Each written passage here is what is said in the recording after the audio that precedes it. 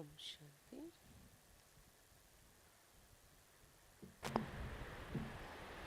ఓం శాంతి.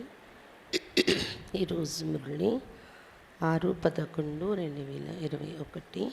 मीठे बच्चे, संगम युग पर तुम्हें बाप द्वारा अच्छी बुद्धि और श्रेष्ठ मत मिलती है, जिससे तुम ब्राह्मण से देवता बन जाते हो. మధురమైన పిల్లలరా, సంగమ యుగంలో మీకు బాబా ద్వారా మంచి బుద్ధి మరియు శ్రేష్ఠ మతము లభిస్తుంది. దీని ద్వారా మీరు బ్రాహ్మణుల నుండి దేవతలుగా తయారైపోతున్నారు.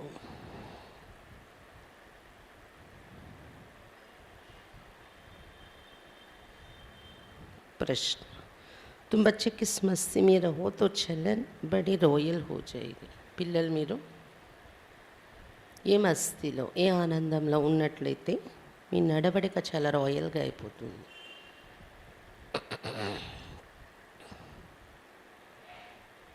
పిల్లలు మీరు ఏ మస్తీలో ఉన్నట్లయితే మీ నడవడిక చాలా రాయల్గా అయిపోతుంది అని చెప్తున్నారు బాబా. ఉత్తర్: तुम्हें ज्ञान की मस्ती चढ़ी रहनी चाहिए. మీకు జ్ఞానం యొక్క మత్తు ఎక్కి ఉండాలి, జ్ఞానం యొక్క నశ. ओहो, हम भगवान के सम्मुख बैठे, हम यहाँ से जाएंगे, जाकर विश्व का मालिक क्राउन प्रिंस बनेंगे. जब ऐसी मस्ती रहे तो चलन स्वतः रायल हो जाएगी. ఓహో, భగవంతుని సమ్ముఖంగా కూర్చున్నాం మేము ఇక్కడ నుండి వెళ్ళిపోతాం పరంధామానికి, మళ్ళీ అక్కడి నుండి వచ్చే విశ్వానికి మాలికులుగా అవుతాము. కిరీటం ధరించే రాజకుమారులు అవుతాం, క్రౌన్ ప్రిన్స్గా తయారవుతాం అని ఇలాంటి మస్తీ, ఇలాంటి నష మీలో ఉన్నట్లయితే నడవడిక స్వతహాగా రాయల్గా అయిపోతుంది అని చెప్తున్నాను బాబా. ముక్కుసే బోత్ మీటే బోల్ నిక్కలేంగే. ఈ నషలో ఉన్నట్లయితే నోటి నుండి చాలా మధురమైన మాటలే వస్తాయి. ఆపస్మే బహుత్ ప్యార్ రేగా, పరస్పరలో చాలా ప్రేమతో ఉంటారు. ఇవన్నీ రాయల్టీ యొక్క లక్షణాలు అన్నమాట. పరస్పరం నోటి నుండి చాలా మధురంగా మాట్లాడడం, పరస్పరం చాలా ప్రేమతో ఉండడము. గీత్: महफिल में जल होते क्षमा జలి క్యూన పర్వానే. సభలోని వెలిగినది దీపము, దీప పురుగులు ఎందుకు బలి కావడం లేదు అని పాట. ఓం శాంతి. मीठे मीठे बच्चों, रूहानी बच्चों ने आकर ब्राह्मण बन रूहानी बाबा से ये ज़रूर समझाए कि हम ही संगम युग ब्राह्मण. बाप ने हमारी बुद्धि का ताला खोला है. अब हम समझते कि ये है సంగం యుగ్. మధురాతి మధురమైన పిల్లలు, ఆత్మిక పిల్లలు ఇక్కడ బ్రాహ్మణులుగా తయారయ్యి ఆత్మిక తండ్రి నుండి తప్పకుండా ఇది అర్థం చేసుకున్నారు కదా, మేము సంగం యుగి బ్రాహ్మణులయ్యాము. అర్థమైంది కదా, సంగమికి బ్రాహ్మణులు మనము. మన బుద్ధి తాళం తెరిచేస్తారు బాబా. मनुष्य जो भी पतित भ्रष्टाचारी वो फिर पावन बन भविष्य में पावन श्रेष्ठाचारी पुरुषोत्तम कहलाएंगे. ఈ సంగమీగలం ఏం జరుగుతుంది? మానవులు పతిత భ్రష్టాచారిగా ఎవరైతే అయిపోయారో వాళ్ళందరూ పావనంగా తయారై భవిష్యత్తులో పావన శ్రేష్టాచారి పురుషోత్తములు అని పిలువబడే అలాంటి సమాజం తయారవుతుంది ఇక్కడ నుండి. ये लक्ष्मी नारायण कभी तो पुरुषार्थ कर पुरुषोत्तम बने ही ना, इन्हों की हिस्ट्री जरूर चाहिए. బాబా చెప్తున్నారు, లక్ష్మీనారాయణని పూజ చేస్తారు కదా, పురుషోత్తములు అంటారు కదా వాళ్ళని, మర్యాద పురుషోత్తములని. తప్పకుండా ఎప్పుడో పురుషార్థం చేసే కదా పురుషోత్తములు అయ్యి ఉంటారు వాళ్ళు, పూర్వజన్మలో ఎప్పుడు. కాబట్టి వీళ్ళ చరిత్ర కూడా తప్పకుండా తెలిసి ఉండాలి మీకు. इन लक्ष्मी नारायण का राज्य कब स्थापन हुआ? न कलयुग में न सतयुग में. स्वर्ग स्थापन होती ही है సంగం పర్. ఈ లక్ష్మీనారాయణ రాజ్యం ఎప్పుడు స్థాపన అయింది? కలియుగంలోనే కాదు, సతయుగంలోనే కాదు. స్వర్గము స్థాపన అయ్యేదే సంగమయుగంలో. इतने विस्तार में कोई जानते नहीं. तुम जानते हैं संगम युग है, कलयुग के बाद सतयुग नई दुनिया होती है, तो जरूर संगम युग भी होगा, फिर नई दुनिया में नया राज्य होगा. बुद्धि चलनी चाहिए. బాబా చెప్తున్నారు, ఇంత విస్తారంగా ఎవరికి, ఇంత విస్తారంలో ఎవరు వెళ్ళరు బయట భక్తి మార్గంలో. మీరు ఇప్పుడు తెలుసుకున్నారు, ఇది సంగమయుగం నడుస్తుంది. కలియుగం తర్వాత సత్యుగం, కొత్త ప్రపంచం వస్తుంది. తప్పకుండా మరి మధ్యలో సంగమయుగం కూడా ఉంటుంది. అప్పుడే కదా పాతది కొత్తదిగా అయిపోయే పరివర్తన అనేది వస్తుంది. సంగమయుగం అయిపోయాక కొత్త ప్రపంచంలో కొత్త రాజ్యం ఉంటుంది. ఇలాంటి విషయాల మీద మీ బుద్ధి నడుస్తూ ఉండాలి అని చెప్తున్నారు బాబా. तुम जानते बाप द्वारा हमको अच्छी बुद्धि और श्रीमत मिल रही है। कहते हैं हे ईश्वर, इनको सदैव सुमत तथा अच्छी मत दो। वो सारी दुनिया का बाप है, सबको अच्छी मत देने वाला है। संगम युग पर आकर अपने बच्चों को अच्छी मत देते हैं, जिसको पांडव संप्रदाय और दैवी संप्रदाय शास्त्रों में लिखा हुआ है। మీరు ఇప్పుడు తెలుసుకున్నారు కదా, బాబా ద్వారా మంచి బుద్ధి మనకు శ్రీమతము లభిస్తుంది. అందుకే భక్తి మార్గంలో కూడా పిలుస్తారు, అడుగుతారు, ఓ ఈశ్వరుడా వీళ్ళకి కొద్దిగా సుమతము ఇవ్వండి, మంచి మతం ఇవ్వండి, వీళ్ళు మారాలి అని ఇలాగా చెప్తూ ఉంటారు ఈశ్వరునికి. మొత్తం ప్రపంచానికే తండ్రి కదా బాబా, అందరికీ మంచి మతం మంచి సలహాలు ఇచ్చేవారు బాబా. సంగమయుగంలో వచ్చి పిల్లలకు మంచి మతం ఇస్తున్నారు. ఎవరు ఈ మంచి మతం మీద నడుచుకుంటారో వాళ్ళనే పాండవ సంప్రదాయం, దైవీ సంప్రదాయం అని శాస్త్రాల్లో రాసి పెట్టారు. బ్రాహ్మణ సంప్రదాయం और दैवी संप्रदाय को भी कोई समझ नहीं सकते. బ్రాహ్మణ సంప్రదాయము, దైవీ సంప్రదాయము ఇలాంటి పదాలు మనం వాడినప్పుడు ఎవరికి అర్థం కావివి అని చెప్తున్నారు బాబా. బయట వాళ్ళకైతే బ్రహ్మ ద్వారా ही ब्राह्मण संप्रदाय बन सकते. బ్రహ్మ ద్వారానే బ్రాహ్మణ సంప్రదాయం తయారవుతుంది. పరంపిత పరమాత్మ ही బ్రహ్మ ద్వారా ఈ రచన రచితే. బ్రహ్మ ద్వారా ఎలా తయారవుతుందంటే పరంపిత పరమాత్మయే బ్రహ్మలో వచ్చి ఈ రచన రచిస్తున్నారు. प्रजापिता है तब तो इतने सब ब्रह्मा कुमार और ब्रह्मा कुमारियाँ हैं. जब तक कोई आकर तुम ब्राह्मणों द्वारा ज्ञान ना लेवे तब तक सदगति कैसे हो सकती. तुम्हारे पास बहुत आएंगे, सन्यासी भी आएंगे और धर्म वाले भी आएंगे बाप से वर्षा लेने. బాబా చెప్తున్నారు ప్రజాపిత అని పేరు వచ్చింది కదా బ్రహ్మ బాబాకు. అందుకే కదా ఇంతమంది బ్రహ్మకుమారీలు అతని పిల్లలు తయారయ్యే మనము ఎంతమంది ఉన్నారు. అందుకే ప్రజాపిత అని బిరుదు వచ్చింది. ఎంతవరకు ఎవరైనా వచ్చి బ్రాహ్మణుల ద్వారా ఇక్కడ జ్ఞానం తీసుకొని అంతవరకు సద్గతి ఎలా దొరుకుతుంది వాళ్ళకి. మీ దగ్గర చాలామంది వస్తారు, సన్యాసులు కూడా వస్తారు, ఇతర ధర్మాల వాళ్ళు కూడా వస్తారు బాబా నుండి వారసత్వం తీసుకోవడం కోసం. स्वर्ग में उनका पाठ नहीं है परंतु संदेश सबको देना है कि बाप आया है. స్వర్గంలోకి వస్తారా అంటే అన్ని ధర్మాల వాళ్ళు రారు, వాళ్ళ పాత్ర లేదు. కానీ ఇంటికి వెళ్ళే ముందు అందరికీ సందేశం అయితే అందుతుంది, అందరూ తెలుసుకుంటారు బాబా వచ్చేసారు అని. అన్ని ధర్మాల వాళ్ళకి సందేశం ఇది అందాలి, మీరు ఇవ్వాలి అని చెప్తున్నారు బాబా. इस समय हिंदू कहलाने वाले कोई भी देवी देवता धर्म को जानते नहीं. वो जो पहले सतो प्रधान थे वो फिर तमो में आने कारण अपने को देवी देवता कहला नहीं सकते. ఈ సమయంలో హిందువులని ఎవరైతే చెప్పుకుంటున్నారో ఎవ్వరు కూడా దేవీ దేవతా ధర్మం కోసం తెలీదు. హిందూ అని చెప్పుకుంటున్న వాళ్ళకి మొట్టమొదట సతప్రధానంగా దేవతలుగా ఉండేవారే మళ్ళీ తమో ప్రధానంగా అయిపోయిన కారణంగా తమను తాము దేవీ దేవతలు అని చెప్పుకోలేని పరిస్థితిలో ఉన్నారు అని చెప్తున్నారు బాబా. तुम बच्चे जानते रावण का राज्य भी यहाँ होता है और परमपिता परमात्मा जिसको राम भी कहते उनका जन्म भी यहाँ ही होता है. गाते भी है पतित पावन सीताराम. परंतु पतित किसने बनाया, रावण कौन है, क्यों पतित पावन बाप को बुलाता है, ये किसको भी पता नहीं है. పిల్లలు తెలుసుకున్నారు కదా, రావణ రాజ్యం కూడా ఇక్కడే ఉంది. ఇప్పుడు పరంపిత పరమాత్మ రాముడు అతని జన్మ కూడా ఇక్కడే జరుగుతుంది. భారతదేశంలోనే అవతరించి వస్తున్నారు. రావణుడు కూడా ఇక్కడ నుండే స్టార్ట్ అవుతాడు. అంటే దేవతలు వికారాల్లో పడడం అనేది ఇక్కడ నుండే స్టార్ట్ అవుతుంది. పరంపిత పరమాత్మ రాముడు కాబట్టి మహిమ చేసి పాడారు పతిత పావన సీతారాం అని. కానీ పతితంగా ఎవరు తయారు చేసేసారు మనల్ని? రావణుడు ఎవరు? మనము పైకి చూసి ఎందుకు పతిత పావన అని బాబాను తండ్రిని పిలుస్తున్నాము? ఇది ఎవరికి కూడా తెలీదు ఈ రహస్యాలు అని చెప్తున్నారు బాబా. ये कोई समझते नहीं कि हमारे में जो 5 विकार है वही रावण है, जिसमें 5 विकार नहीं वो राम संप्रदाय है. ఎవరికి ఇది అర్థం తెలీదు. ఎవరిలో పంచ వికారాలు కామ క్రోధ లోభ మోహ అహంకారాలు ఉంటాయో ఆ 5 వికారాలనే రావణుడు అని అంటారు.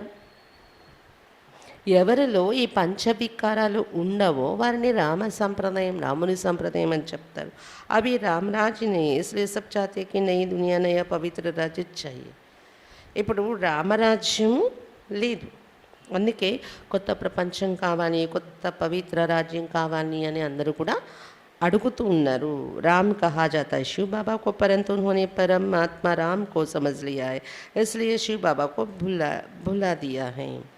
రాముడు అంటే శివబాబాయే, కానీ వాళ్ళేమనుకున్నారు, త్రేతాయుగంలో ఉన్న కిరీటం పెట్టుకొని రాజ్యం చేసిన దేవత రాముడు ఉన్నారు కదా, ఆ రాముడే పరమాత్మ అనేసుకున్నారు. అలా కాదు, పరమాత్మ రాముడు అవుతారు కానీ దేవత రాముడు పరమాత్మ కాదు. ఇలా చెప్పుకోవటం వల్లనే, ఇలా అనుకోవడం వల్లనే శివబాబాను మర్చిపోయారు మనుషులు అని చెప్తున్నారు బాబా. तुम समझा सकते हो कि రామరాజ్య కిస్కో కహా జాతా. ఇప్పుడు మీరు రామరాజ్యం అని దేన్ని అంటారు అనేది చెప్పగలరు. మీరు శాస్త్రం में लिख दिया है कि राम की सीता छुड़ाई गई. ये हो सकता है क्या कि राजा की रानी को कोई चुरा ले जाए. శాస్త్ర भी दे रहे हैं, मुख्य శాస్త్రే గీత. శాస్త్రాల్లో రాసేసారు రాముడి యొక్క పత్ని సీత అపహరించబడింది, రావణుని ఎత్తుకుపోయాడు. అది ఎక్కడ వీలవుతుంది చెప్పండి? అంత ఉన్నతమైన దేవత రాముడు, రాజా, అతని పత్ని రాణిని ఎవరైనా దొంగలించి తీసుకెళ్ళిపోవడం ఇక్కడే చాలా కష్టం. దానికి ఎంతో ప్లాన్ చేసి ఇది చేసి చేయాలి ఇలాంటి పనులు చేయడానికి. అయినా ఇక్కడ జరిగిందంటే అర్థం ఉంటుందండి. త్రేతాయుగంలో ఎక్కడైతే ధర్మం ఇంకా 2-3 పాదాలు ఉందో అక్కడ ఒక రాజు యొక్క పత్ని రాణి ఇలా పరిపబడడం అది ఎక్కడ అవుతుంది అని చెప్తున్నారు బాబు. కాబట్టి అది కాదు వాస్తవము. శివబాబా రాముడు, అతని పత్నిలు సీతలు మనము పంచవికారాలకు వశమైపోయాము. ఇదే సీత అపహరింపబడింది అనే కథ. అంతేగాని రాముడు దేవత ఉన్నప్పుడు మంచి ప్రపంచం ఉంటుంది, అక్కడ ఇలాంటి విషయాలే జరగదు. శాస్త్రాలు చాలా రాశారైతే ముఖ్యమైన శాస్త్రం గీత. शास्त्रों में लिखा है कि ब्रह्मा द्वारा ब्राह्मण देवता क्षत्रिय धर्म की स्थापना करते तो प्रजापिता भी यहाँ ही चाहिए. శాస్త్రాల్లో ఉంది బ్రహ్మ ద్వారా స్థాపన. ఏంటి స్థాపన? బ్రాహ్మణ దేవత క్షత్రియ ధర్మాలు స్థాపిస్తున్నారు. కాబట్టి ప్రజాపిత ఈ లోకంలోనే ఉండాలి కదా, ప్రజలు ఉండే చోటే. ब्रह्मा को इतने ढेर बच्चे तो ये ही मुखवंशावली, इतनी कुकुवंशावली हो ना सके, जबकि सरस्वती भी मुखवंशावली है तो ब्रह्मा की स्त्री हो नहीं सकती. ఇంతమంది బ్రహ్మకు పిల్లలంటే తప్పకుండా ముఖవంశావళి అయితేనే ఇంతమంది పిల్లలు. గర్భం ద్వారా ఇంతమంది పిల్లలు తయారు కాలేరు కదా. ఎప్పుడైతే సరస్వతీదేవి కూడా బ్రహ్మ ముఖం నుండి జ్ఞానం ద్వారా జన్మించిందో అందరూ అంతే, బ్రాహ్మణులు అనేవాళ్ళు. కుకవంశవళి జన్మ లేదు ఇక్కడ. అంటే బ్రహ్మముఖం నుండి పుట్టినప్పుడు సరస్వతి బ్రహ్మ నోటి నుండి బ్రహ్మకు పుత్రిక అయింది కానీ భార్య కాదు కదా అని చెప్తున్నారు బాబా. अब बाप कहते ब्रह्मा मुख द्वारा तुम ब्राह्मण बनते मेरे बच्चे बनते. మీరు కూడా బ్రహ్మముఖం ద్వారా నాకు పిల్లలుగా అవుతున్నారు ఇక్కడ సంగమయుగంలో అని చెప్తున్నారు బాబా. तुम बच्चे जानते शिव बाबा की कितनी महिमा है. बाप पतित पावन लिबरेटर भी है, ये सब गाते भी है, परंतु समझते नहीं. इसलिए पहले बाप का परिचय देना है कि वो पतित पावन है, गीता का भगवान भी है, निराकार शिव बाबा है, तो जरूर आकर ज्ञान सुनाया होगा. जब अब जिस शरीर द्वारा ज्ञान सुनाते उसका नाम रखा है ब्रह्मा. नहीं तो ब्रह्मा कहाँ से आए? ब्रह्मा का बाप कौन? ब्रह्मा विष्णु शंकर का रचयिता कौन? ये है गोह्य प्रश्न. బాబా చెప్తున్నారు శివ బాబా యొక్క మహిమ ఎంత పాడతారు. పతిత పావనుడు, ముక్తి ప్రదాత, మహిమ చేస్తారు కదా అందరూ, కానీ అర్థం తెలీదు. అందుకే మొట్టమొదట బాబా పరిచయం చెప్పాలి మనం. అతడు పతిత పావనుడు, గీతా జ్ఞానం చెప్పే భగవంతుడు కూడా అతడే అని. అతడెవరు? నిరాకారుడు శివబాబా అని. తప్పకుండా అతడు వచ్చి జ్ఞానం వినిపించి ఉంటారు కదా, అప్పుడే అతనికి సాగరుడని మహిమ చేశారు. ఏ శరీరంలో వచ్చి జ్ఞానం వినిపిస్తారో ఆ శరీరానికి బ్రహ్మ అని పేరు వచ్చింది. ఇలా ఇవన్నీ మనం పరిచయంలో చెప్పచ్చు. లేకపోతే బ్రహ్మ ఎక్కడి నుండి తయారయ్యారు, బ్రహ్మకు తండ్రి ఎవరు? శాస్త్రాల్లో అది ఎక్కడ రాయలేదు. బ్రహ్మకు తండ్రి ఎవరు? తప్పకుండా శివబాబా. త్రిమూర్తులు బ్రహ్మ విష్ణు శంకర్లికి రచయిత ఎవరు? ఇది గుహ్యమైనటువంటి ప్రశ్నలు. त्रिमूर्ति देवता तो कहते, परंतु ये आए कहाँ से? अब बाप समझाते इनका भी रचता ऊंचे ऊंचे भगवान, ये जिसको शिव कहते, ये तीन देवताएं लाइट के हैं, इनमें हड्डी मांस नहीं है, परंतु मोटी बुद्धि समझ नहीं सकते. బాబా చెప్తున్నారు త్రిమూర్తి దేవతలని అంటారు. వీళ్ళు ఎక్కడి నుండి వచ్చారు? వీళ్ళ తండ్రి ఎవరు? ఉన్నతోన్నతమైన భగవంతుడు, అతన్ని శివుడు అంటారు. అతనే కదా వీళ్ళ రచయిత. అయితే శాస్త్రాల్లో త్రిమూర్తులు ఎక్కడి నుండి వచ్చారంటే ఆదిశక్తి నుండి వచ్చారని రాశారనమాట. ఆదిశక్తి శివబాబాయి. ఆదిశక్తి కూడా ఒక జ్యోతి నుండి వచ్చిందని చెప్తారనమాట, ఒక ప్రకాశం. ఆదిశక్తి దాని నుండి త్రిమూర్తులు తయారయ్యారని చెప్తారనమాట. శివబాబాయే కదా. బాబా చెప్తున్నారు ఈ ముగ్గురు దేవతలు ఎవరైతే ఉన్నారో బ్రహ్మ విష్ణు శంకరులు సూక్ష్మ శరీరంతో ఉంటారు. ఎముకలు రక్త మాంసము ఉండదు. సూక్ష్మ శరీరము అంటే కేవలం సాక్షాత్కారాలకి కనిపించే రూపమే. రక్త మాంసం ఎముకలు ఉండే రూపం కాదు కాబట్టి అది ఎప్పుడు అలాగేదో మనుషులు మనము మసలుతున్నట్టు అలా మసలే రూపాలు ఉండవు అక్కడ. ఎప్పుడు కావాలంటే అప్పుడు ఇమర్జ్ అవుతాయి, ఎప్పుడు కావాలంటే అప్పుడు మాయమైపోతాయి అవి ఆ రూపాలు. కానీ మోటా బుద్ధి ఉన్న వాళ్ళకి ఈ సూక్ష్మలోకము సూక్ష్మ శరీరాలు ఈ రహస్యాలు అంతా అర్థం కావు అని చెప్తున్నారు బాబా. इस पर समझाना है ऊंचे ते ऊंचा भगवान है वो ब्रह्मा द्वारा स्वर्ग का वर्षा देते हैं. బ్రహ్మను చూపించి ఇదే చెప్పాలి మనము. త్రిమూర్తుల్ని చూపించి ఉన్నతోన్నతమైన వారు భగవంతుడు, అతడు బ్రహ్మ ద్వారా స్వర్గ వారసత్వం ఇస్తున్నారు అని. गाते भी हैं मनुष्य से देवता किए, फिर दिखाते हैं विष्णु की नाभि से ब्रह्मा निकला. कभी नाभि से भी बचा होता है क्या? अब बाप बैठ सब राज समझाते, परंतु जब कोई समझे ना. గాయనం కూడా చేశారు, మనుషుల నుండి దేవతలుగా చేశాడు భగవంతుడు అని. మళ్ళీ ఇంకోవైపు చూపించారు విష్ణు నాభి నుండి బ్రహ్మ వచ్చారు అని. అంటే బ్రహ్మకు జన్మించిన తండ్రి విష్ణువా? నాభి నుండి కూడా పిల్లలు పుట్టేది ఉంటుందా ఏంటి అని చెప్తున్నారు బాబా. ఇప్పుడు బాబా కూర్చొని అన్ని రహస్యాలు మనకు చెప్తున్నారు, కానీ అర్థం చేసుకోవాలి కదా వినేవాళ్ళు. నాభి నుండి రావడం అనేది లేదు. విష్ణు పునర్జన్మలో వస్తూ బ్రహ్మ అవుతారు చివరి జన్మలో. అదే నరుడు. విష్ణుగా ఉన్నప్పుడు నారాయణుడు, బ్రహ్మగా అయిపోయినప్పుడు నరుడు. అందుకే నరుడే నారాయణుడు, నారాయణే నరుడు అవుతారని కూడా చెప్తారు శాస్త్రాల్లో. तुम जानते हो आत्मा को ही पाप आत्मा पुण्यात्मा कहा जाता है. ऐसा नहीं कि पवित्र आत्मा सब परमात्मा है. परमात्मा बाप तो सदा पावन है. तमो प्रधान को पतित कहा जाता है. सत्युग में जब सुख था तो दुख का नाम भी नहीं था. मनुष्य तो कह देते स्वर्ग अभी ही है, कुछ भी समझते नहीं, परंतु अंत में आकर बाप से वर्षा लेंगे. మీరు ఇప్పుడు తెలుసుకున్నారు ఆత్మకే అంటారు పాపాత్మ పుణ్యాత్మ అని. పవిత్రాత్మ సో పరమాత్మ అంటారా? అనరు. పరమాత్మ వేరు, అతను తండ్రి, సదా పావనంగా ఉంటాడు. అతను జన్మలోకి రారు, పతితం కారు, సదా పావనంగా ఉంటారు. తమ ప్రధానమైన వారిని పతితులు అంటారు. సతీగంలో ఎప్పుడైతే చాలా సుఖం ఉండేదో దుఃఖం యొక్క నామమే ఉండేది కాదు అని చెప్తున్నారు బాబా. మనుషులు ఇక్కడ లోకంలో ఉన్న సుఖాలని చూసి అనుకుంటున్నారు స్వర్గం ఇప్పుడే ఉంది మన కళ్ళ ముందు అని. వాళ్ళకి ఏమీ అర్థం కావట్లేదు. కానీ ఆఖరి సమయానికి అర్థమవుతుంది, బాబా నుండి వారసత్వం తీసుకుంటారు వచ్చి. तुम बच्चे ही जानते हो कि हम अपनी राजधानी स्थापन कर रहे हैं. विश्व का मालिक और कोई बन ना सके. विश्व पर राज्य सतयुग में होता है, कलयुग में सारे विश्व पर राज्य कर ना सके. ये भी किसको पता नहीं है. పిల్లలు మీరే తెలుసుకున్నారు, మన రాజధాని ఇప్పుడు మనం స్థాపన చేసుకుంటున్నాము. విశ్వానికి మాలికులుగా ఇంకెవరు కాలేరు. విశ్వరాజ్యం ఒకే రాజ్యం విశ్వం అంతా సత్యుగంలోనే ఉంటుంది. కలియుగంలో మొత్తం విశ్వం మీద రాజ్యం చేసే వాళ్ళు ఎవరు లేరు. ఎవరి రాజ్యాలు వాళ్ళు వేరువేరుగా ఉన్నాయి, ఎవరి దేశాలు వాళ్ళవి వేరువేరుగా ఉంది కదా. సత్యుగంలో మాత్రమే విశ్వం అంతా ఒకరి చేతిలో పాలింపబడడం అనేది ఉంటుంది అని చెప్తున్నారు బాబా. ఇది కూడా ఎవరికీ తెలియదు మనుషులకి.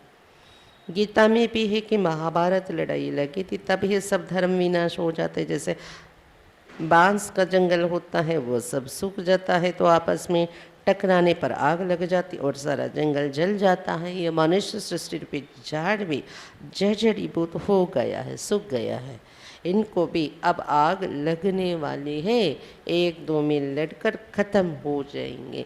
आग का सामान बनाते ही रहते, अब एटॉमिक बम्स द्वारा आग लगनी है, ये राज वो नहीं जानते।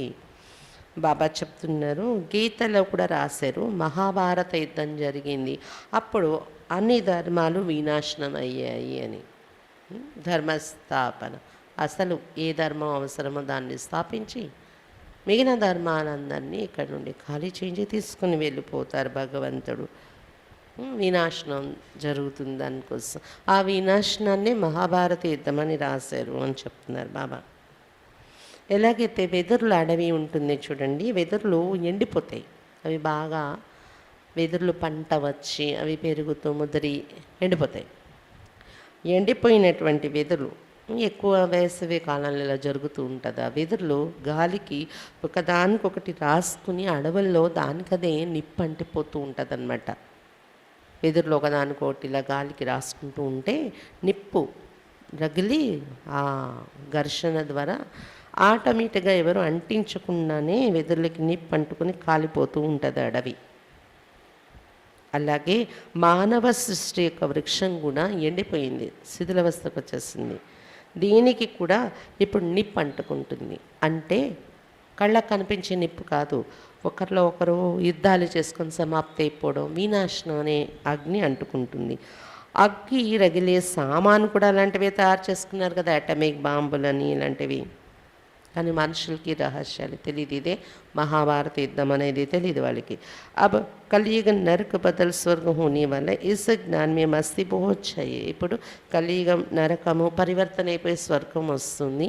ఈ నశ, ఈ జ్ఞాన మార్గంలో అసలు నశ చాలా ఉండాలి ముందుకు నడవాలంటే. మనం अपने को देखना है कि हम उस मस्ती व नशे में रहते हैं, हम परमात्मा के संतान हैं, उनसे स्वर्ग का वर्षा पा रहे हैं. आपस में बात करने की रॉयल्टी चाहिए, यहाँ से सब कुछ सीखना है, बाद में वही संस्कार ले जाएंगे. మిమ్మల్ని మీరు చూసుకోవాలి, మేము ఎప్పుడు కూడా జ్ఞానం యొక్క మస్తీలో జ్ఞానం యొక్క నశలోనే ఉంటున్నామా లేదా. మురళి విన్న తర్వాత వెళ్ళాక పాయింట్స్ మన జీవితంలో అప్లై చేసుకుంటూ ఆ నశలో ఉండాలి కదా. మన ఎదురుగా వచ్చే పరిస్థితులకు అనుగుణంగా మనం బాబా ఏం చెప్పారు పాయింట్స్, ఆ పరిస్థితిలో మనం ఎలా ముందుకెళ్ళాలి అనేది అది అప్లై చేస్తూ నశలో ఉండాలి. మనం పరమాత్మ సంతానమయ్యాం. పరమాత్మ మన తండ్రి అయినప్పుడు అతడు మనకు ఆస్తి ఏమి ఇస్తున్నాడంటే స్వర్గము అనే ఆస్తి ఇస్తున్నారు. ఇలా మీరు పరస్పరంలో మాట్లాడుకున్నప్పుడే కూడా ఇలాంటి మాట్లాడుకుంటూ రాయల్టీ ఉండాలి అని చెప్తున్నారు బాబా. ఇక్కడ నుండి అన్నీ నేర్చుకోవాలి, సంగమయుగం నుండి రాయల్టీ కూడా. ఈ సంస్కారం తర్వాత స్వర్గంలోకి తీసుకుని వెళ్తాం మనము అని చెప్తున్నారు బాబా. అతి మీఠా బన్నా బడా నషా రేనా చే, అతి మధురంగా తయారైపోవాలి, చాలా నష ఉండాలి మీలో అని చెప్తున్నారు బాబా. शिव बाबा के हम बच्चे हैं, देवता पद पाने वाले, तो 1-2 में कितना प्यार से बोलना चाहिए. शिव बाबा को పిల్లలు మనము భవిష్యత్తులో దేవతా పదవి పొందుతాము, తెలుసు కదా, అనుకుంటున్నారు కదా. ఇలా శివబాబా పిల్లలము, భవిష్యత్తులో దేవతలు అవుతాము. మరి అటువంటప్పుడు మీ మాట్లాడే విధానం ఎలాగ ఉండాలి, ఒకరితో ఒకరు చాలా ప్రేమగా మాట్లాడాలి.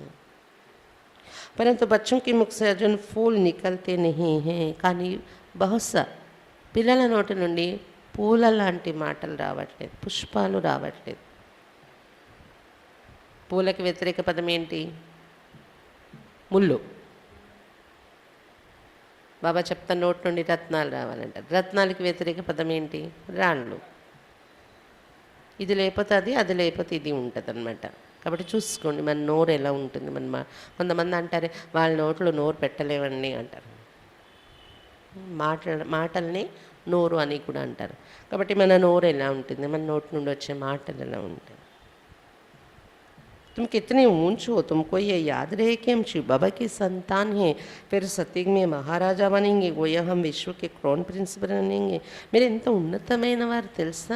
మీకు ఎంత ఉన్నతమైన వారు? శివబాబాకు పిల్లలు. శివబాబా ఎవరు? ఉన్నతమైన తండ్రి. అతనికి మించిన వాళ్ళు ఈ ప్రపంచంలో ఇంకెవ్వరు లేరు. అలాంటి గొప్ప తండ్రి పిల్లలు మీరు. సదా గుర్తుండాలి కదా ఇది. ఆటోమేటిక్గా ఎంత ఉన్నతమైన తండ్రికి పిల్లలము అనేది జ్ఞాపకం ఉంటే నశాలా ఉంటాం నిరంతరం. మనం ఎప్పుడు సంశయంలోకి రాం. మనం సతీగణ మహారాజా అవుతాము. అక్కడ కూడా ఎంత ఉన్నతం కదా. అంటే విశ్వ రాకుమారులుగా తయారవుతున్నాం మనము. तुम बच्चों को आंतरिक खुशी होनी चाहिए कि हम परमात्मा के सम्मुख बैठे, जिसे स्वर्ग का वर्षा मिलते हैं उनके श्रीमत पर चलना है. కాబట్టి ఆంతరిక ఖుషి ఉండాలి. పరమాత్మ సమ్ముఖంగా కూర్చున్నాము, స్వర్గ వారసత్వం లభిస్తుంది ఆ తండ్రి నుండి. కాబట్టి అతనిచ్చే శ్రీమతం మీదే, అతనిచ్చే సలహా మీదే మేము నడవాలి అని ఈ నశ ఆంతరిక ఖుషి పిల్లల్లో ఉండాలి. ఈ ఖుషి ఎదురుగా మన ఎదురుగా వచ్చే పరిస్థితులు ఏవి మనకు కనిపించవు. ఇదొక పరిస్థితి, ఇదొక సమస్య అనేది కూడా మన బుద్ధిలో పడదు. సహజంగా దాన్ని మనం దాటినట్టు తెలియకుండానే దాటిపోతామన్నమాట ఖుషి నశాలో ఉంటే.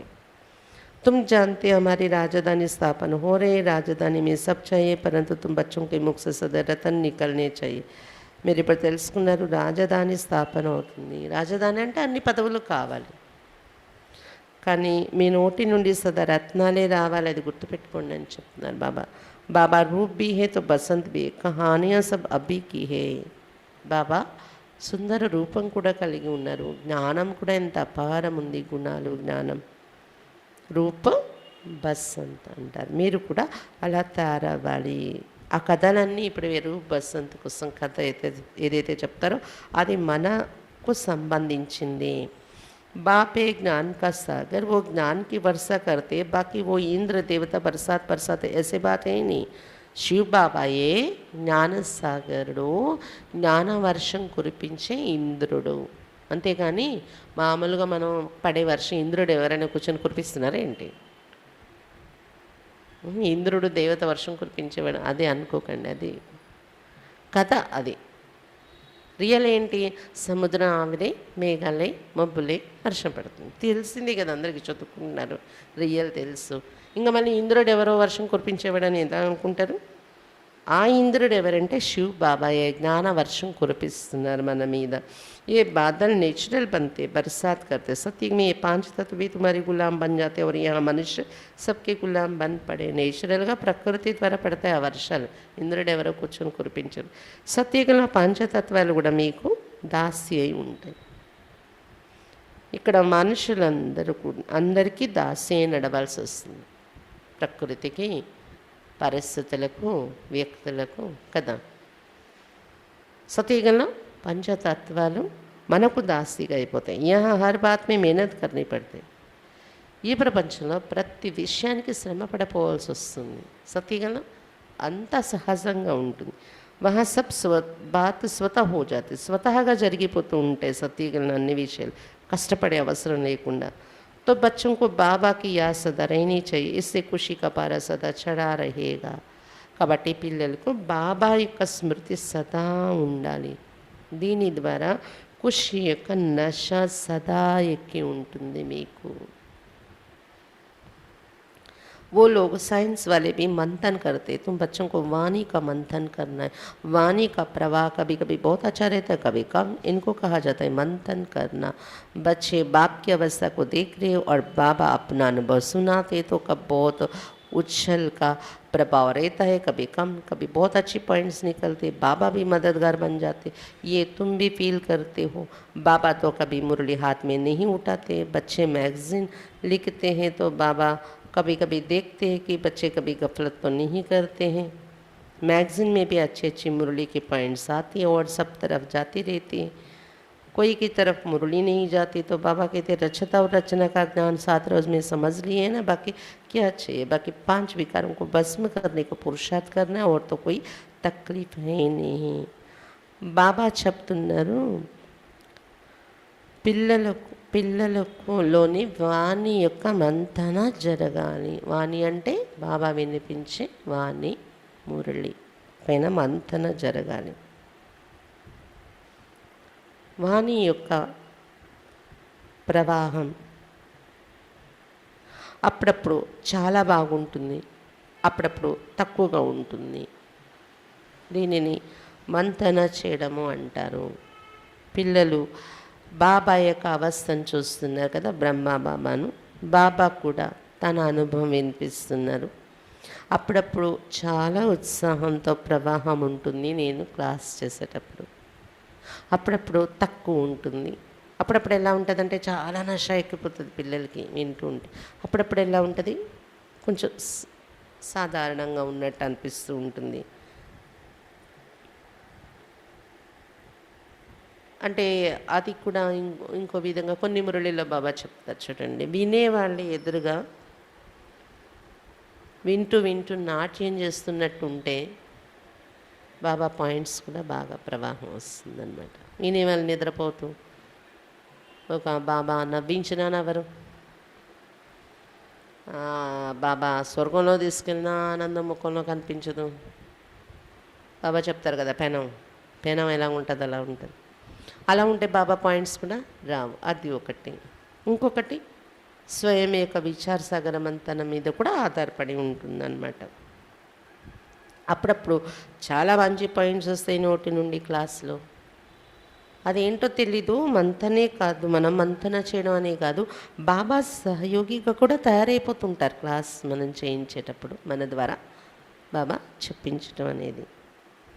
బ్రహ్మబాబా అంటున్నారు, నాకే కాదు బాబా సహయోగం ఇలాగా ఫీల్ అవ్వడం, మీరు కూడా ఎప్పుడైనా ఎవరికైనా జ్ఞానం చెప్పినప్పుడు మీకు కూడా ఈ ఫీలింగ్ వస్తూ ఉండొచ్చు. బాబా నా ద్వారా ఇంత మంచి మాటలు చెప్పించారు, నేనేనా ఇలా చెప్పాను అని.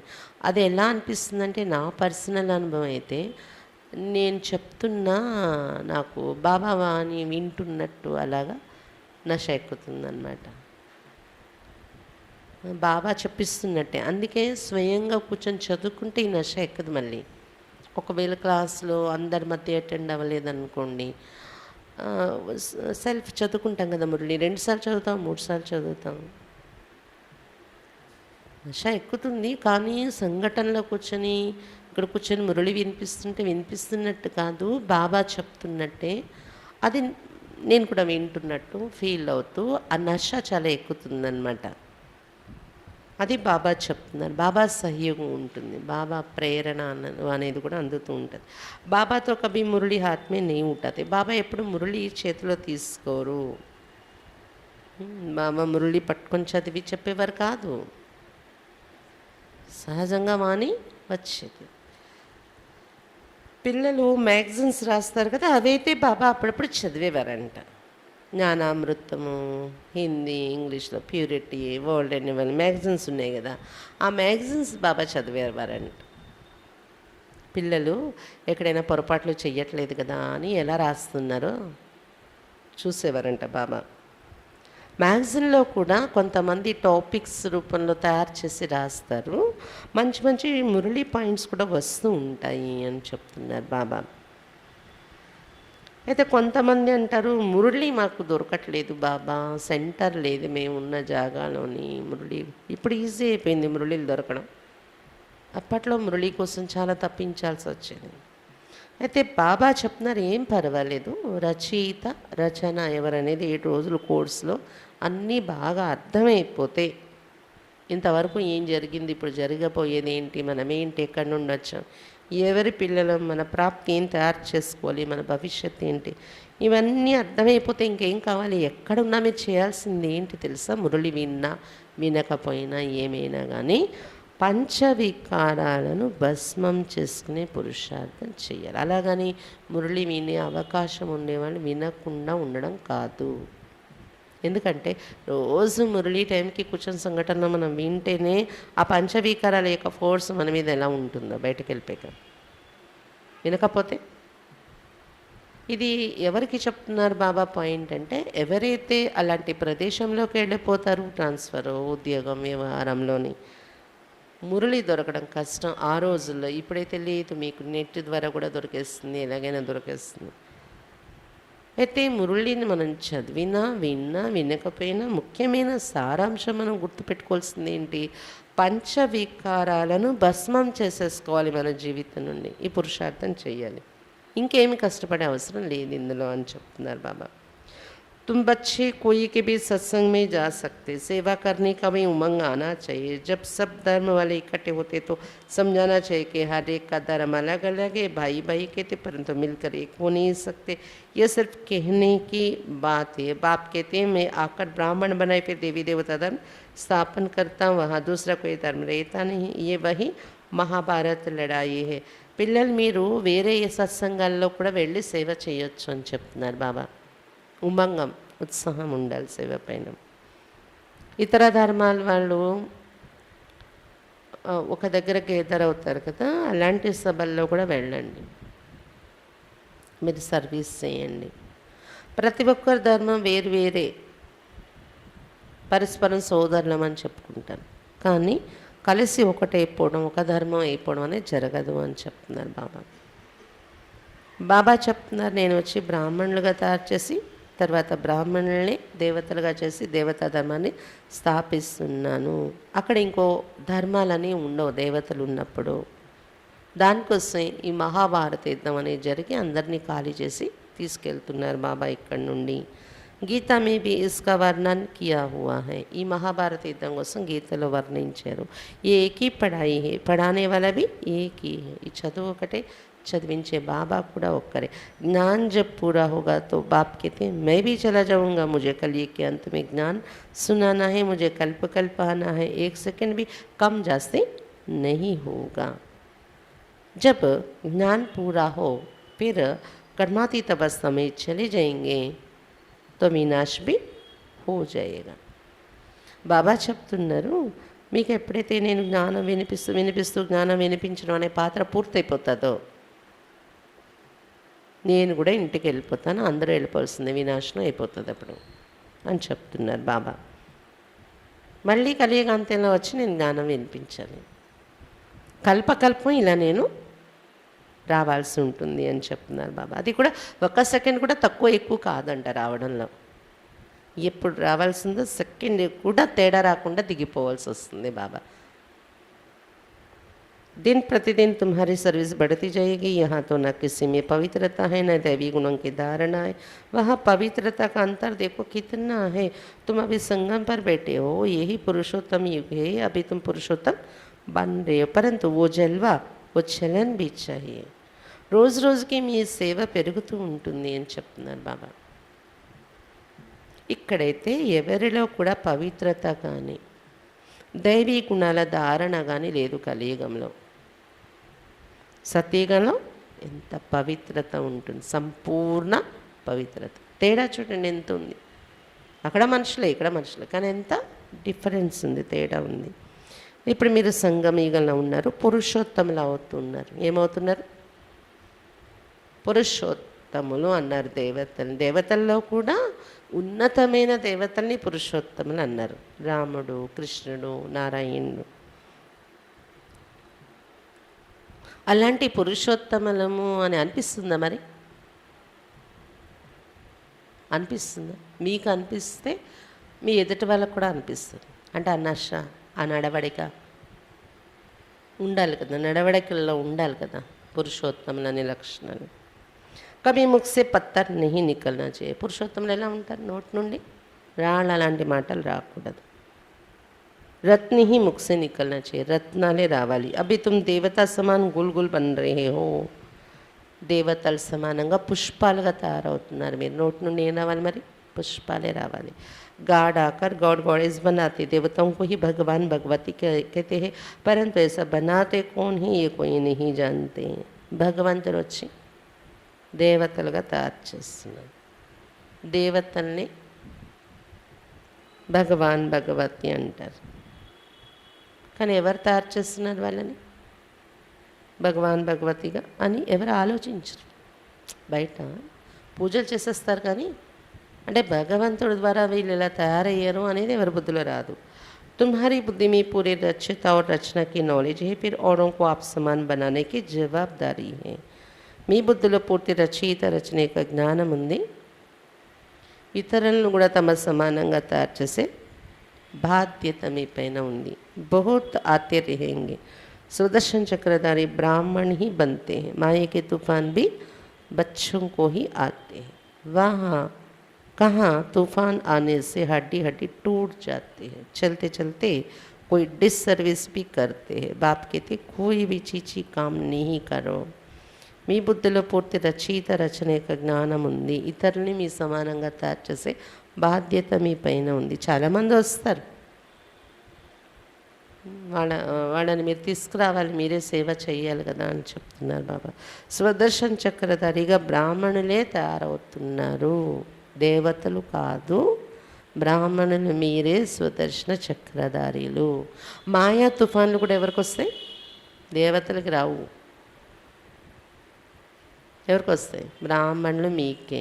మాయ తుఫాన్లు వచ్చినప్పుడు మరి చక్రం కావాలి కదా చంపటానికి. దేవతలు ఎదురుగా మాయ రాదు, చక్రం ఉండదు వాళ్ళ చేతిలో. మీకు కూడా చేతిలో ఉండదు, బుద్ధిలో ధరించాల్సింది ఇది చక్రం అనేది. కొంతమందికి మాయా తుఫాన్లు వచ్చి ఎమికెమిక విరిగిపోయి ఇంకా మరి కనబడరు, అలా అయిపోయిన వాళ్ళు కూడా ఉన్నారని చెప్తున్నారు బాబా. జ్ఞానంలో నడుస్తూ నడుస్తూ కొంతమంది డిసర్వీస్ చేసే పనులు చేసేస్తుంటారు, మాయకు వశమే. ఇంత డిసర్వీస్ అవుతుంది. అందుకే బాబా చెప్తున్నారు, పిల్లలరా ఎలాంటి చీచి కర్మలు చేయకండి మాయకు వశమయ్యి. तुम मुखवंशवली ब्राह्मण हो, वो ही कुकुवंशवली. कितना फ़र्क है. మీరు ముఖవంశవలి బ్రాహ్మణులు అయ్యారు.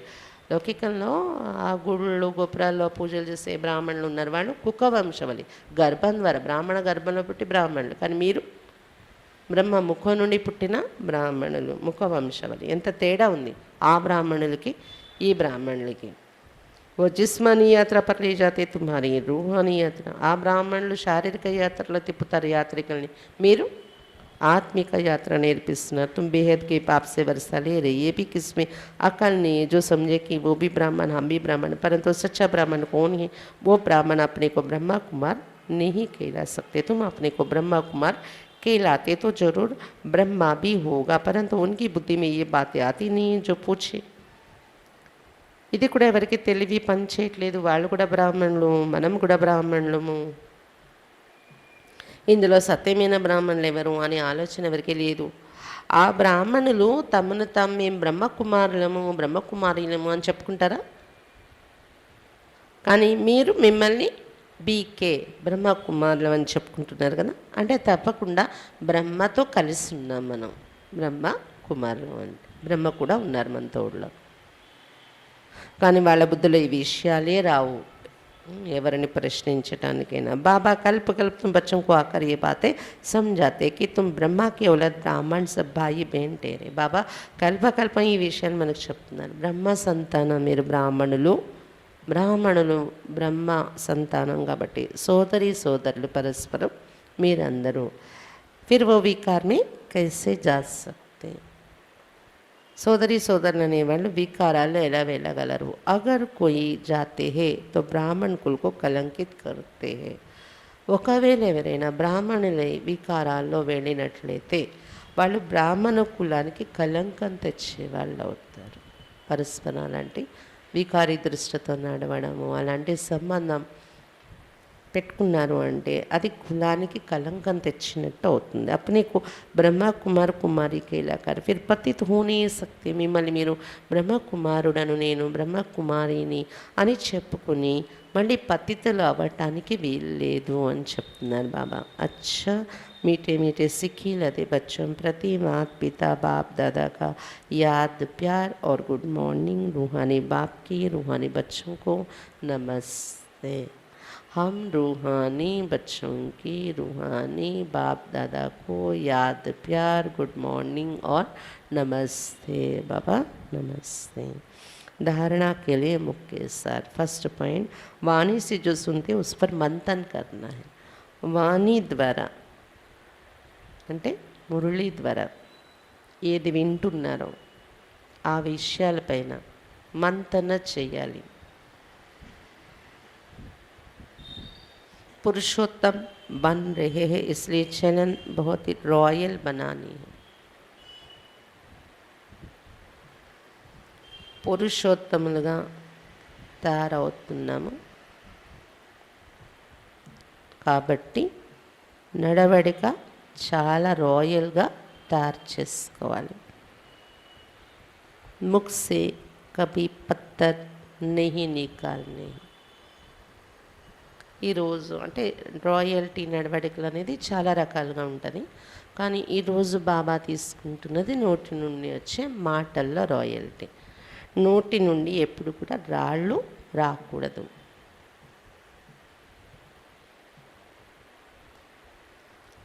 सेकंड पॉइंट, बहुतों को आप समान बनाने की जवाबदारी समझ सर्विस पर तत्पर रहना है. అనేక మందిని తన సమానముగా తయారు చేసే బాధ్యత మీ పైన ఉంది అని, అనేక మందిని తమ సమానంగా తయారు చేసే బాధ్యత నా పైన ఉంది అని తెలుసుకొని సర్వీస్లో తత్పరులై ఉండాలి. कोई भी चीज़ें गंदा काम करके डिसर्विस नहीं करनी है. ఎలాంటి చీచి చెత్త పనులు చేస్తూ డిస్సర్వీస్ చేయకూడదు. वरदान, एक रस स्थिति द्वारा अतीन्द्रिय सुख की अनुभूति करने वाले सर्व आकर्षणों से मुक्त भव. एक रस स्थिति द्वारा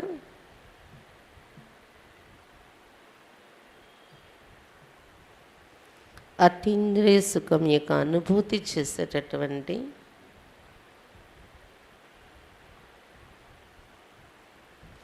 సర్వ ఆకర్షణల నుండి ముక్తులుగా కండి.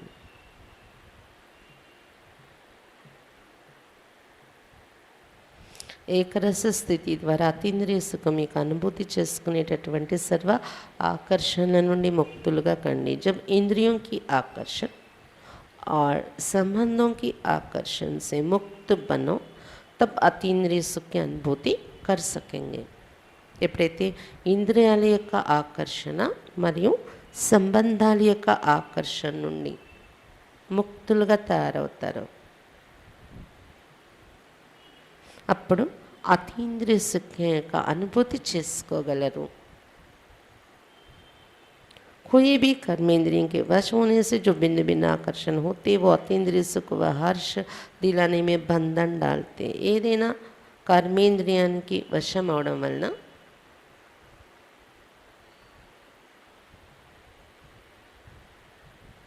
ఏదైతే రకరకాల ఆకర్షణ కలుగుతుందో అది అతీంద్రియ సుఖం మరియు హర్షిత స్థితి మనకు కలిగించడంలో బంధన వేస్తుంది. लेकिन जब बुद्धि सर्व आकर्षणों से मुक्त हो, एक ठिकाने पर टिक जाती है, हलचल समाप्त हो जाती है, तब एक रस अवस्था बनने से अतीन्द्रिय सुख की अनुभूति होती है.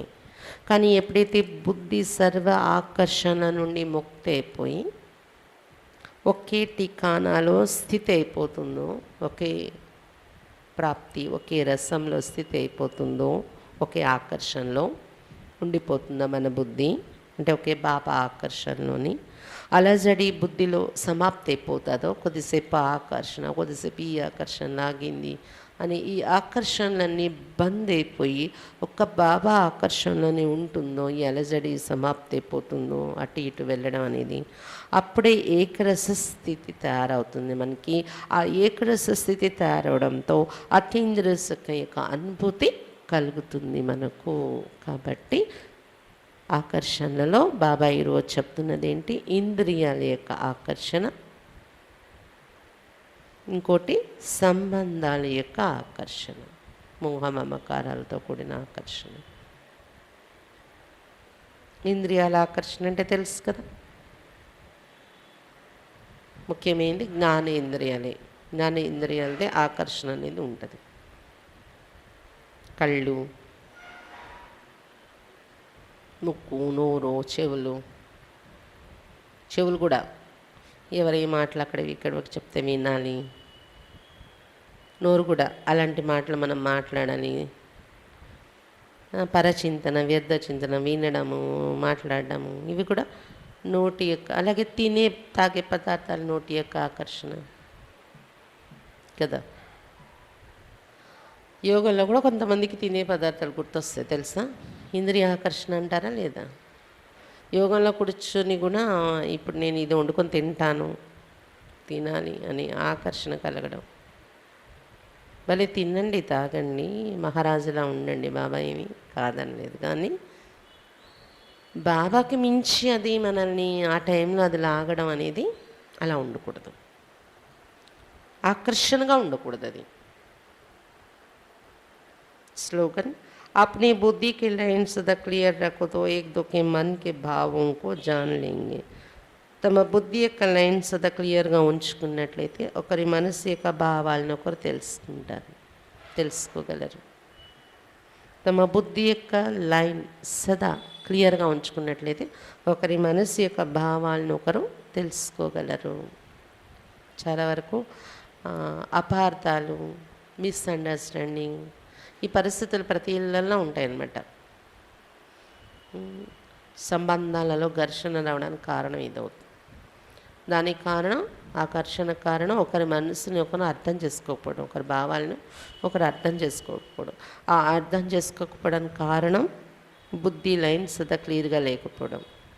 మన బుద్ధి లైన్ సదా క్లియర్గా లేకపోవడానికి కారణం ఒక బాబాతోని బుద్ధిని జోడించే ప్రాక్టీస్ లేకపోవడం. ఒక బాబాతో బుద్ధి బాగా జోడించటంలో లైన్ క్లియర్ ఎంత ఉంటుందో బుద్ధి లైన్ క్లియర్ అవుతుంది. దాంతో ఇలాంటి అనేకమైన విశేషతలు మనలో వస్తాయి. ఒకరి మనసు యొక్క భావాలు ఒకరు వారి మాటతో చెప్పకుండానే మనం అర్థం చేసుకునేలాగా అలాంటి స్థితి మంది తయారవుతుంది బుద్ధి లైన్ క్లియర్గా ఉంటే. అచ్చా, బాబా ఈరోజు సంగమయుగం యొక్క సంగమయుగంలో ఏంటంటే ఈ జ్ఞాన మార్గం మస్తిలో, ఖుషీలో, నషాలో ఉండాల్సిన జీవితం. సంగమయుగంలో బాబా మంచి బుద్ధి ఇచ్చారు, శ్రేష్ఠ మతం ఇచ్చారు, దేవతలు అయిపోతున్నారు. దీంతో మీకు ఎప్పుడు ఈ మస్తి ఉండాలి. భగవంతుడి సమ్ముఖంగా కూర్చున్నాము, ఇక్కడి నుండి వెళ్ళిపోతే విశ్వానికి మాలికలు అవుతాము, క్రౌన్ ప్రిన్స్ అవుతాము అని. ఈ నష ఎంత మనలో ఉంటే అంత నడవడిక రాయల్గా తయారవుతుంది. ఈరోజు నడవడికలలో ఏ నడవడిక కోసం బాబా చెప్తున్నారు, మాటలు మధురంగా ఉండాలి, చాలా ప్రేమతో ఉండాలి పరస్పరం. ఇదొక రాయల్టీ చెప్పారు బాబా. నోటి నుండి పూల లాంటి మాటలు, రత్నాలు లాంటి మాటలే రావాలి ఎప్పుడు అని చెప్తున్నారు బాబా. బాబాకు డిసర్వీస్ చేశారంటే పనులేవి చేయకండి. ఇంకా అనేక మందిని మీ సమానంగా తయారు చేసే బాధ్యత మీ పైన ఉంది కాబట్టి ఇప్పుడు సర్వీస్లో తత్పరులై ఉండాలి అని చెప్తున్నారు బాబా.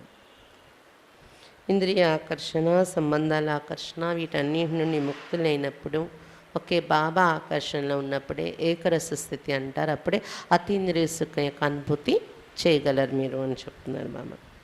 బుద్ధి లేని సదా క్లియర్గా ఉంచుకుంటేనే ఒకరి మనసు యొక్క భావాలు ఒకరు అర్థం చేసుకోగలరు. అక్కడ వాతావరణం చాలా బాగుంటుంది. అలాంటి స్థితి తయారైపోయినప్పుడు. అచ్చా, ఓం శాంతి.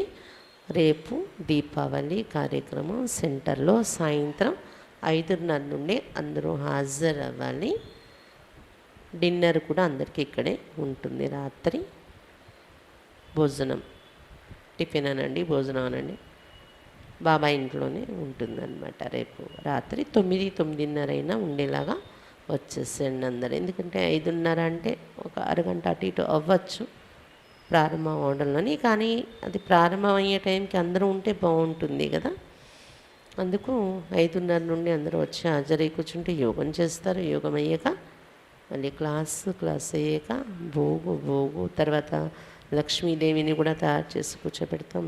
పిల్లలు కొంచెం ఎక్కువ కల్చరల్ లేదు, కొద్దిగా చిన్న చిన్న డాన్సులు. దాని తర్వాత మరి టపాకాయలు కాల్చేది ఉంటుంది. కాల్చే వాళ్ళు కాలుస్తారు, మిగిలిన వాళ్ళు టోలీ తింటారు. ఇలా 9:30 వరకు కార్యక్రమం ఉంటుంది. రేపు హాలిడే సండేని ఈ విధంగా అందరం బాబా కార్యక్రమంతో ఎంజాయ్ చేసేలాగా జరుపుకోవాలి. ఓం శాంతి.